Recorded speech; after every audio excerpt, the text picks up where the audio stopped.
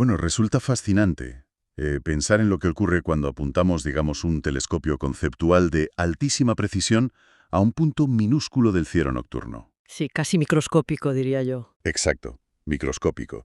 Porque, a ver, un investigador mira por la lente y describe una visión de paz celestial total, o sea, un triunfo absoluto del espíritu sobre la materia. Ujú. Y luego llega otro investigador, aparta a su colega, ajusta exactamente el mismo ocular, mira hacia la misma coordenada y lo que ve es ruina, mediocridad y una pereza destructiva. Es un contraste brutal, claro. Totalmente. Y hoy, en nuestra inmersión profunda, vamos a analizar cómo es matemáticamente posible que el mismo fragmento del cielo contenga al mismo tiempo el mayor de los triunfos y el más patético de los fracasos. Y fíjate que eso ocurre porque hoy dejamos atrás, digamos, la astrología de brocha gorda. Porque, a ver, quienes estudian estos temas saben perfectamente que quedarse solo en los 12 signos zodiacales es como mirar un continente desde un satélite. Ya ves. O sea, ¿no ves los detalles? Exacto, no ves nada. Así que hoy vamos a bajar a pie de calle, a la cartografía milimétrica. O sea, estamos hablando de los 360 grados individuales de la rueda zodiacal. Que son un montón. Un montón, claro.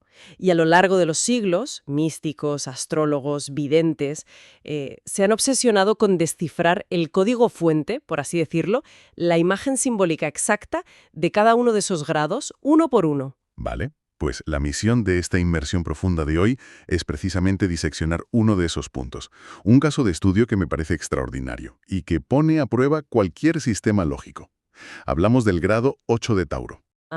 El famoso grado 8 de Tauro, Ujú. tela con ese grado. Sí, sí, tela marinera. Y para intentar resolver este misterio tenemos sobre la mesa tres de las obras más crípticas y a la vez más respetadas de este campo. Primero, los símbolos de Charubel.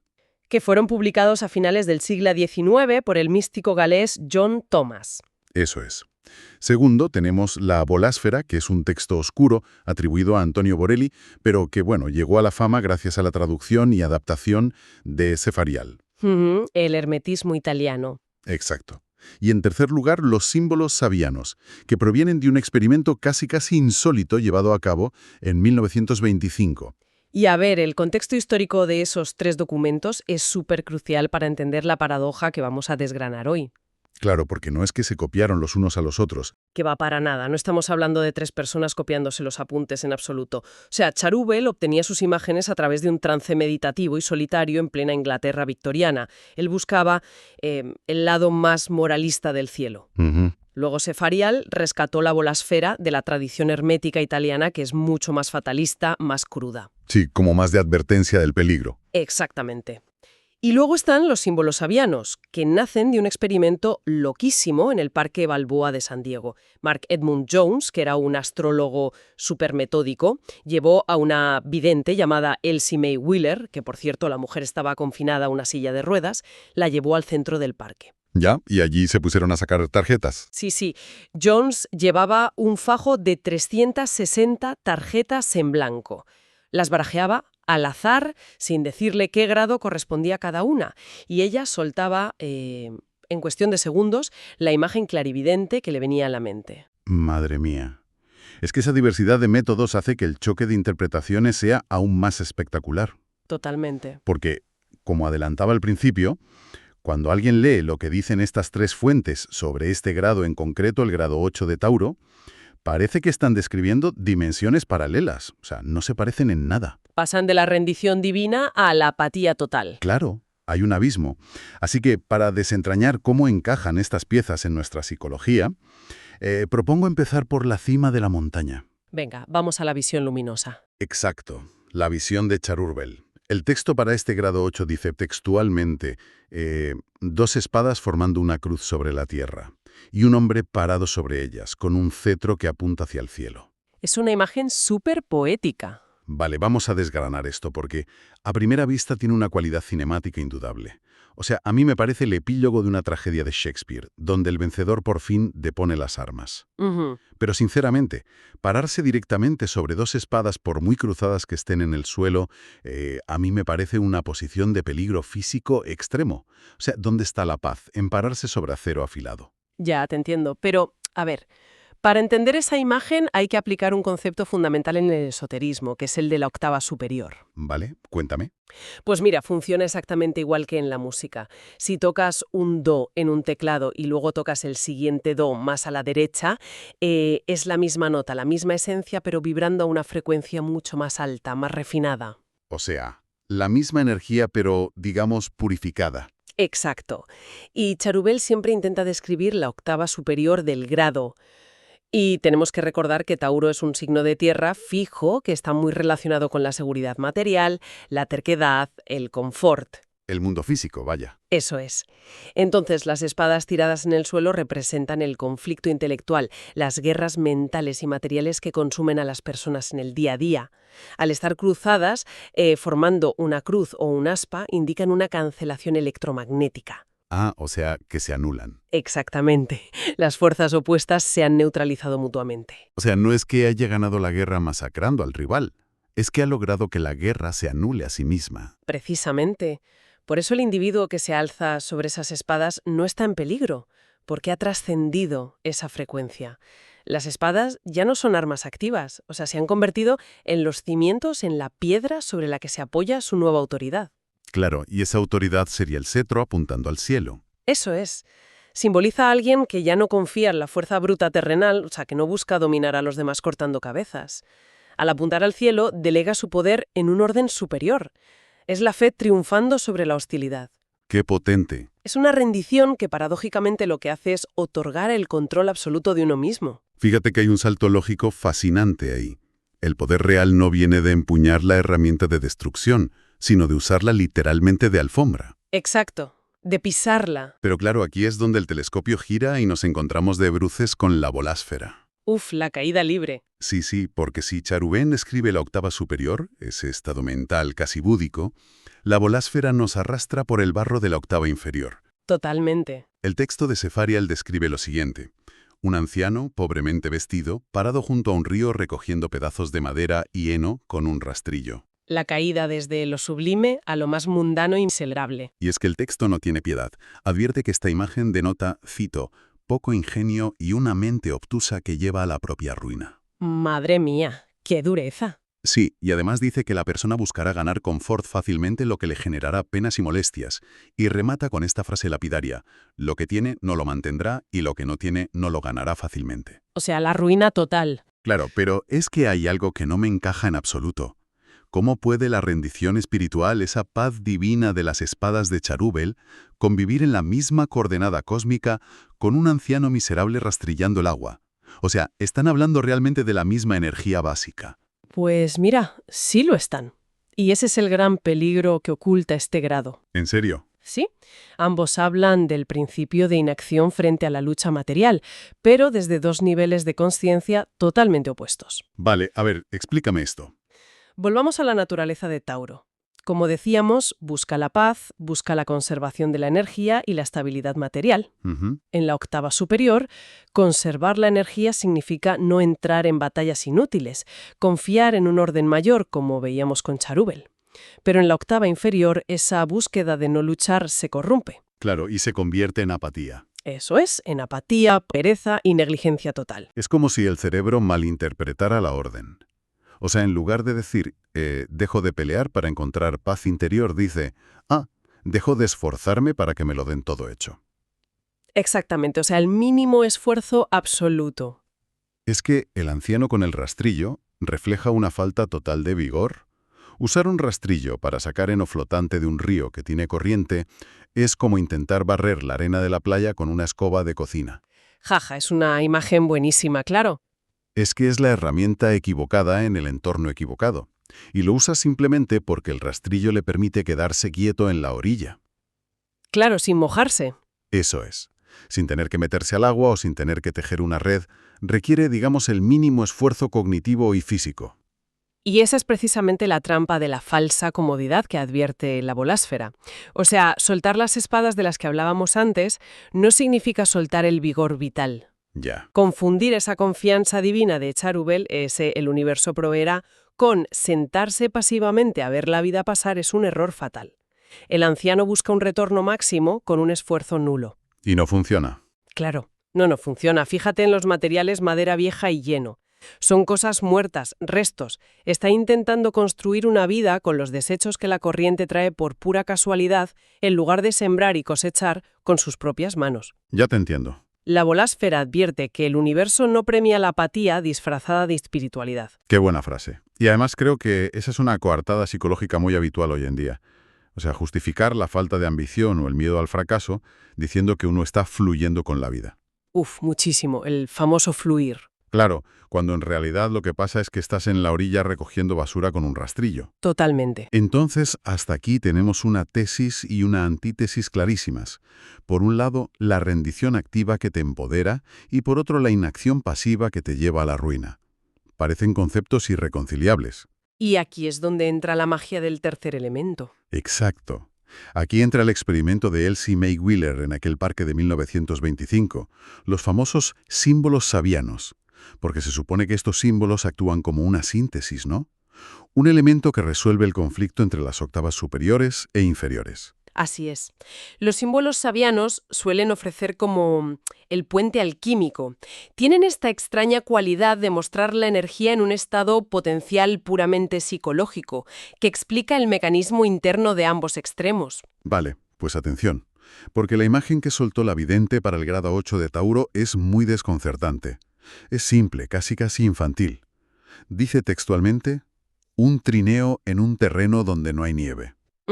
Según los apuntes de Mark Edmund Jones, esto representa la magia de la sustentación y la alineación con las posibilidades. ¿Eso es? Pero a ver, aquí es donde se pone realmente interesante, y voy a ejercer un poco de abogado del diablo. Venga, a ver.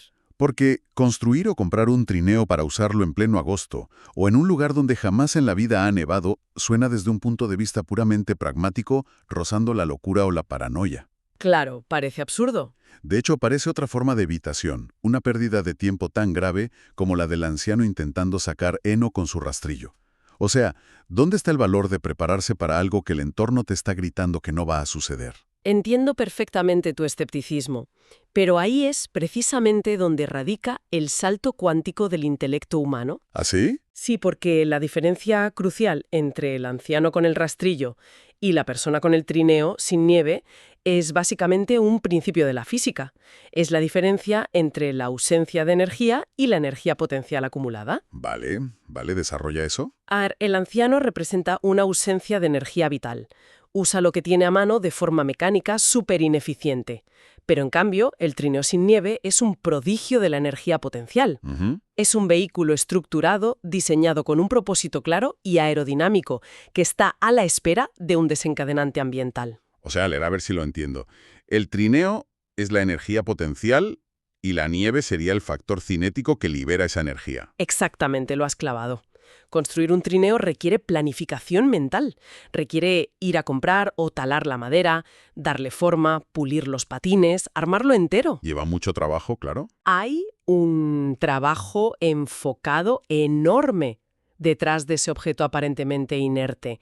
Entonces, lo que Mark Edmund Jones llama la magia de la sustentación es esa prodigiosa capacidad humana de proyectarse hacia el futuro. O sea, de visualizar lo que viene. Eso es. El trineo no es una ilusión, es la invocación de una posibilidad. Estás construyendo el receptáculo antes de que llegue la bendición o la oportunidad material. Y fíjate, esto nos reconecta directamente con Charubel y las famosas espadas. Claro. O sea, el que fabrica el trineo y lo deja en el porche no está peleando contra el cielo exigiendo que nieve hoy mismo. Ha bajado las espadas.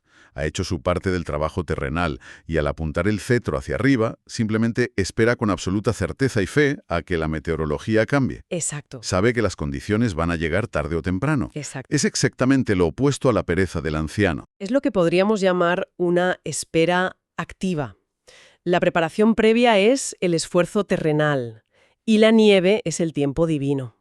¡Wow! Porque volviendo a Tauro, que rige la manifestación material, la concretización de las cosas en su expresión más baja, la de la bolasfera, quiere la materia gratis.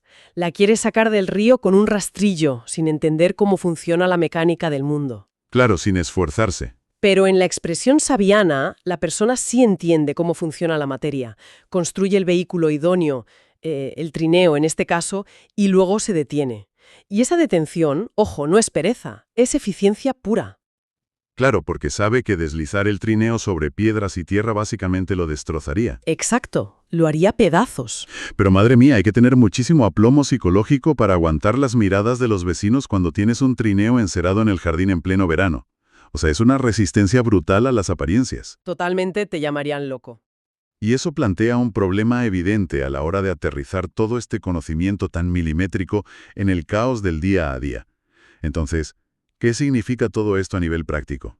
Buena pregunta. Si alguien intenta aplicar esta lección hoy, no sé, en un entorno de trabajo o al tomar decisiones vitales, ¿cómo discierne si está practicando la sublime espera activa del trineo o se ha hundido sin darse cuenta en la miseria autoengañada del anciano de la bolasfera? Porque seamos sinceros, desde fuera, desde la calle, los dos pueden parecer igual de inactivos. Claro, es la pregunta clave. Pues mira, la piedra de toque para diferenciarlos es el grado de preparación estructural y sobre todo la intencionalidad de esa pausa. Vale. Vamos a aterrizarlo con un ejemplo. Si alguien está experimentando muchísima ansiedad por su futuro profesional o está lidiando con sobrecarga de decisiones, este grado astrológico lo que exige es un autoexamen muy pero que muy duro. Uf, a nadie le gusta autoexaminarse. Ya, pero es necesario. A ver, el anciano espera que el mundo exterior se adapte a sus herramientas defectuosas. Así que, si en la vida real se están aplicando soluciones mediocres, usando un currículum anticuado, o la persona se queja de que las oportunidades nunca llegan. Ya, la típica actitud de víctima. Exacto. O si se aplican métodos de bajo esfuerzo esperando obtener grandes recompensas de confort, entonces esa persona está en la sombra. Está en la orilla, rastrillando el río. Tal cual. Su aparente tranquilidad es, de hecho, un estancamiento paralizante. Vale, entonces, ¿el enfoque moderno y sano sería construir silenciosamente las competencias? Eso es. Esa alineación con las posibilidades de la que habla el símbolo sabiano implica, pues, estudiar, diseñar un plan de negocio, adquirir nuevas herramientas intelectuales o emocionales y dejarlas listas. O sea, has construido el trineo. Exacto. Y una vez que lo tienes estructurado, tienes que aplicar la lección de Charubel. Cruzas las espadas y te paras sobre ellas. Neutralizas el conflicto. Eso es. Es decir, neutralizas la ansiedad, cesas de enviar currículums a lo loco a cualquier sitio, dejas de forzar conversaciones estériles o peleas de ego que no llevan a nada, confías en que el invierno llegará. Y cuando esa oportunidad por fin caiga, cuando la nieve cubra el suelo, tú serás la única persona verdaderamente preparada para deslizarte sin esfuerzo. Mientras los demás tropiezan en la nieve. Exacto. Y fíjate que el deslizamiento del trineo sobre la nieve es rápido, es silencioso y no requiere motor. Solo inercia y gravedad. Todo el esfuerzo, el trabajo duro, se hizo en verano, en la fase de preparación. Efectivamente. ¡Qué barbaridad! ¡Qué manera de desarmar una paradoja! Si destilamos todo este viaje vertiginoso por la geografía del grado 8 de Tauro, vemos cómo tener múltiples perspectivas es absolutamente esencial para no caer en el reduccionismo. Es que si nos quedamos con una sola fuente nos perdemos la mitad de la película. Claro, porque si nos hubiéramos quedado solo con la paz celestial de Charubel, pues seríamos presas superfáciles del autoengaño pasivo. Totalmente. Pero si solo viéramos a Cefarial y la bolásfera, nos deprimiríamos pensando que la búsqueda de la calma o de soltar el control es inútil y nos lleva a la ruina. Ya, es súper pesimista. Neo absurdo y profético del símbolo sabiano, lo que nos ha dado la llave de la espera activa. Nos demuestra que la verdadera maestría es tener el coraje de fabricar el vehículo mucho antes de que exista el terreno por el que debe rodar. Es fascinante. Y bueno, para cerrar este análisis tan profundo, creo que hay una última vuelta de tuerca psicológica que vale muchísimo la pena dejar resonando para quienes nos escuchan. A ver, sorpréndeme. Fíjate en cómo interactúan la creación y el creador. A la luz de esta magia de la sustentación, cabría formularse una pregunta un tanto herética sobre el famoso trineo. ¿Qué pasaría si el valor real de prepararse no tiene absolutamente nada que ver con la oportunidad futura? Espera, un momento. ¿Me estás sugiriendo que la nieve o el éxito del proyecto en el mundo real en realidad da igual? Piénsalo así. El proceso de tallar la madera, de soportar la incomprensión de los vecinos que te ven trabajar sin un propósito aparente en pleno verano, la disciplina mental que se requiere para mantener la fe en un clima hostil, bueno, todo eso transforma al individuo de una manera tan profunda, tan radical, que la persona que termina de construir el trineo ya no es la misma que lo empezó. Wow, claro, o sea, ha forjado una voluntad de hierro. Exacto. Ha forjado una voluntad de hierro y una paz invulnerable. Entonces, la provocación final para que la gente la medite a solas es esta. ¿Y si el invierno nunca llega?